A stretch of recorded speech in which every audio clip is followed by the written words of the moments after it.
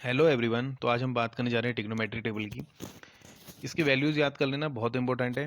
Questions पूछे जाते हैं, ठीक है। तो जैसे पहले हम क्या करेंगे, साइन के सारे वैल्यूज़ लिख लेते हैं, फिर पूरी टेबल बना लेंगे। साइन 0 पर 0 होता है, 30 पर 1/2 होता है, 45 पर 1/√2 होता है, 60 पर √3/2 होता है, और 90 पर होता है 1। कॉस का मान क्या होता है, कॉस की वैल्यूज़ क्या होती हैं। जैसे यहाँ पर हमने 0 से लेकर 1 तक लिखी हुई हैं, तो हम यहाँ से 1 से लेकर 0 तक लिख देंगे सारी वैल्यूज़, ठीक है। तो 0 पर क्या हो जाएगा, 1 हो जाएगा। 30 पर √3/2 हो जाएगा, और 45 पर तो ये रहेगा, और 60 पर कितना हो जाएगा 1/2, और 90 पर हो जाएगा 0। अब यहाँ पर टेन थीटा है।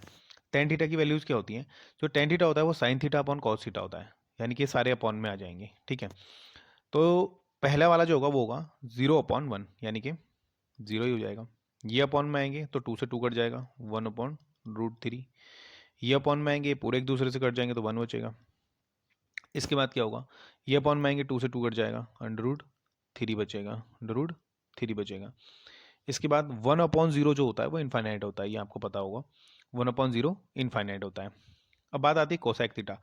कोसेक थीटा जो होता है उसका इन्वर्स जो होता है वो साइन थीटा होता है, यानी कि साइन थीटा का अगर मैं इन्वर्स कर दूंगा तो वो कोसेक थीटा बन जाता है। ऐसे ही सेक थीटा का जो कॉस थीटा होगा उसका इन्वर्स हो जाएगा सेक थीटा। तो यहाँ पर कोसेक थीटा जो होगा वो इसका इन्वर्स होगा, यानी कि सब 1 अपॉन में आ जाएंगे। तो इसका जो इन्वर्स होगा, 0 का इन्वर्स कितना हो जाएगा, इनफाइनाइट आ जाएगा। 1/2 का 2, इसका √2, और इसका इन्वर्स 2/√3, और 1 का इन्वर्स तो 1 ही रहता है।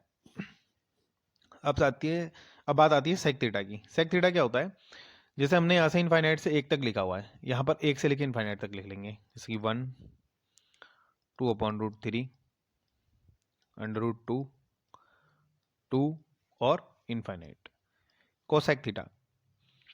अब बात आती है कॉट थीटा की। जो कॉट थीटा होता है वो tan का इन्वर्स होता है, यानी कि 1/0 इनफाइनाइट, √3, 1, 1/√3, और 1/इनफाइनाइट हो जाएगा 0, क्योंकि 1/0 इनफाइनाइट होता है, तो वो 1/इनफाइनाइट हो जाएगा 0। तो इस प्रकार से ये जो टेबल है, ये ट्रिग्नोमेट्रिक टेबल है, या याद करनी है आपको, बहुत इंपॉर्टेंट टेबल है, ठीक है।